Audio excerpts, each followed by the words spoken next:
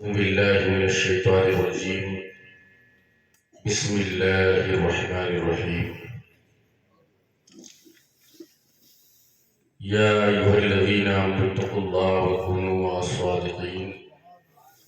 صدق الله مولانا العظيم وصدق رسوله النبي الكريم، ونحن على ذلك لمن الشاهدين والشاكرين، والحمد لله رب العالمين. آئیے ہم اور آپ مل کر سب سے پہلے اپنے آقا حضور تاجدار مدینہ کی بارگاہ میں درود پاک پڑھیں۔ اللہم صلی علی سیدنا و علی آل سیدنا و نبینا و شفیعنا مولانا محمد بارک وسلم کما تحب و ترضی بان تصلی علیہ۔ ایک مرتبہ نبی آل نبی اور غوث پاک کی بارگاہ میں جھک کر درود پاک پڑھتے ہیں۔ صلی اللہ علیہ وآلہ جد الحسن والحسین وعلی آلہ وصحابہ وبارک وسلم کما تحب و ترضی بان تصلی علیہ۔ حضرات، چونکہ اس بزم کو سیدنا غوث پاک سے نسبت ہے تو دو چار شعر بارگاہ غوثیت میں سماعت فرمائیں۔ شراب محبت بلا غوث اعظم، شراب محبت بلا غوث اعظم،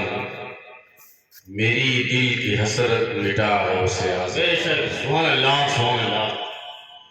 شراب محبت بلا غوث اعظم، میری دل کی حسرت مٹا غوث اعظم، اور پیوں تیرے مے خانے سے جام عرفاں، پیوں تیرے مے خانے سے جام عرفاں، تیرا خوب ہے میں قدا غوث اعظم۔ سبحان اللہ سبحان اللہ۔ تیرا خوب ہے میں قدا غوث اعظم، اور پلا کر نگاہوں سے یوں مست کر دو، پلا کر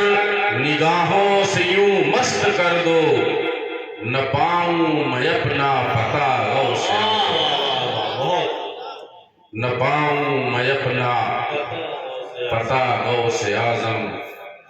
اور جسے پی کے شبلی ہوئے خود سے بے خود، جسے پی کے شبلی ہوئے خود سے بے خود، وہی جام وحدت بلا غوث اعظم۔ بے شک سبحان اللہ۔ وہی جام وحدت بلا غوث اعظم، شراب محبت بلا غوث اعظم، اور جہاں چھوٹ جائے تو کچھ غم نہیں ہے، جہاں چھوٹ جائے تو کچھ غم نہیں ہے، کبھی تم نہ ہونا خفا غوث اعظم، کبھی تم نہ ہونا خفا غوث اعظم۔ اور فقی صاحب یہ شعر ملاحظہ فرمائیں گے، تصوف کا شعر ہے کہ مجھے عشق کی جیل میں ڈال دیجئے، مجھے عشق کی جیل میں ڈال دیجئے، محبت کی دیجئے سزا غوث اعظم، مجھے عشق کی جیل میں ڈال دیجئے، محبت کی دیجئے سزا غوث اعظم، شراب محبت بلا غوث اعظم، میری دل کی حسرت مٹا غوث اعظم۔ اور یہ شعر خاص کر کے آپ سنی بھائیوں کے لیے ہے کہ چھٹی 11ویں 12ویں سے ہے نسبت، چھٹی 11ویں 12ویں سے ہے نسبت،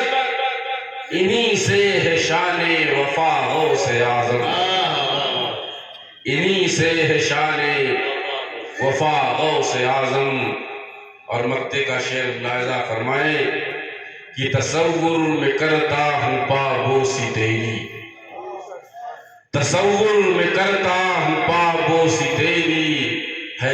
اشرفی بھی تیرا غوث اعظم، تصور میں کرتا ہوں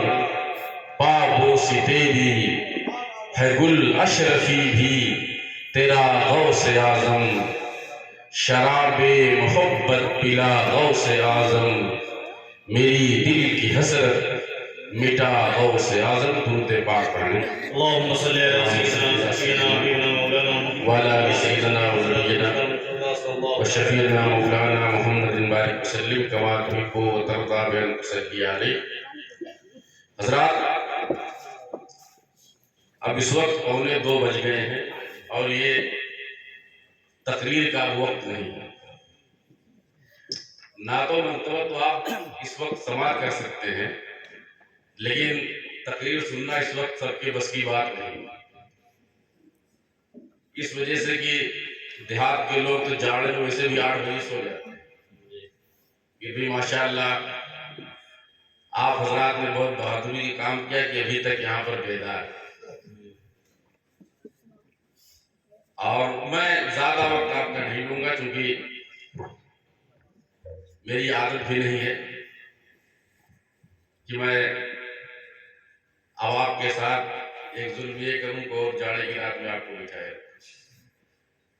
تو تھوڑی دیر آپ سنیں توجہ کے ساتھ، اور ایک بار سن کر درود پاک پڑھیں۔ صلی اللہ علیہ وآلہ جد الحسن والحسین وعلی آلہ واصحابہ وبارک وسلم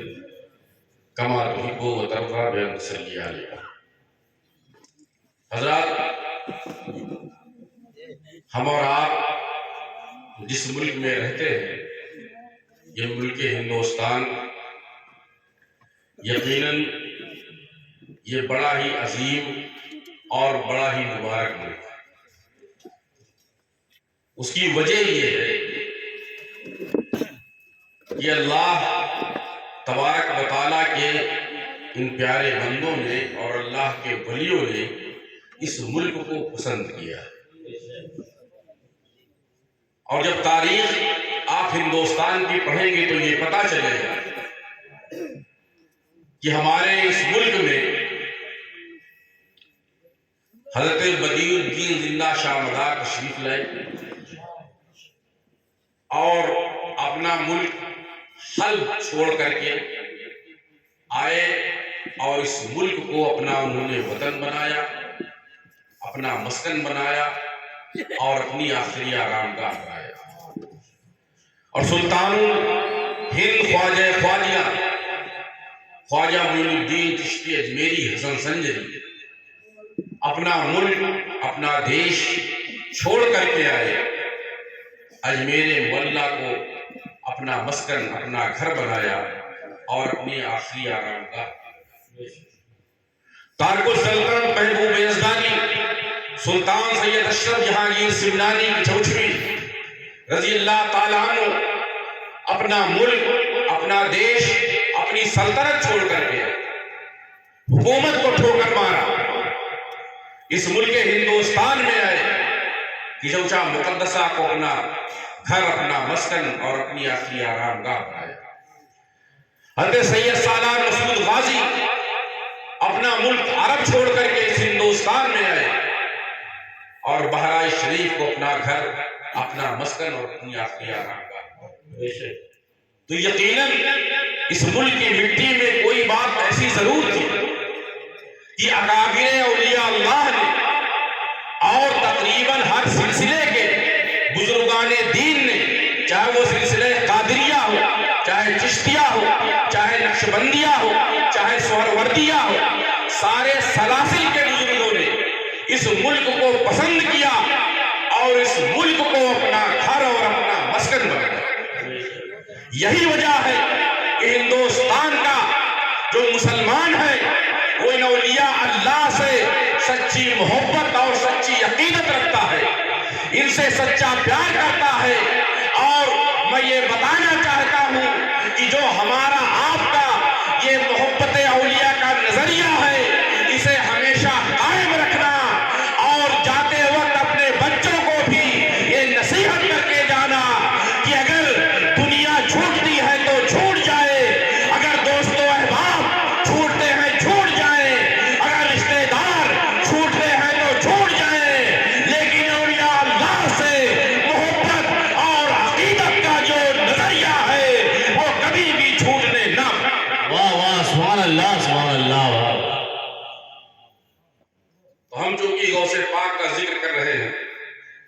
جو کہ تاجدار اولیاء ہیں، جو سردار اولیاء ہیں، اور ابھی آپ نے غوث پاک کی شان میں تمام لوگوں سے سماعت فرمایا، لیکن جو کہ وقت نہیں ہے، بس مختصر میں آپ کو بتاتے چلے کہ سیدنا غوث اعظم دستگیر کو اللہ تبارک و تعالیٰ نے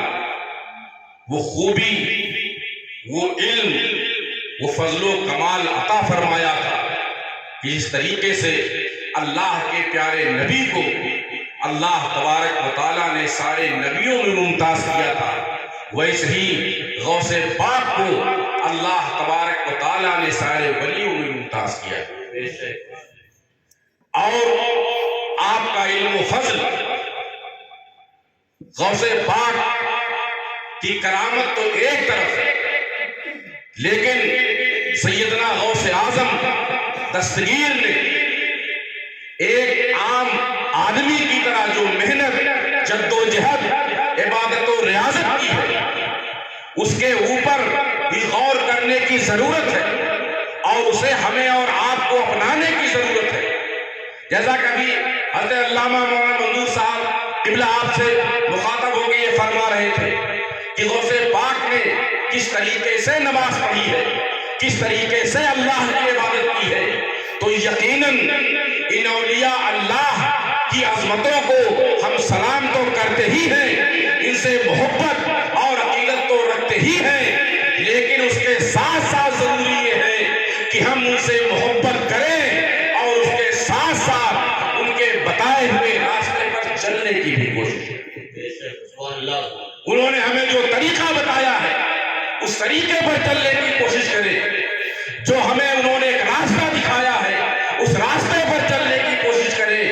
اس وجہ سے کہ سچی عقیدت، سچی محبت یہی ہے کہ جو محبوب کہے محب اسے مان لے، جو معشوق کہے عاشق اس پر عمل کرے۔ سبحان اللہ، سبحان اللہ۔ سیدنا غوث پاک رضی اللہ تعالیٰ عنہ آپ بغداد کے اپنے زمانے میں سب سے بڑے محدث، مفسر اور سب سے بڑے عالم تھے،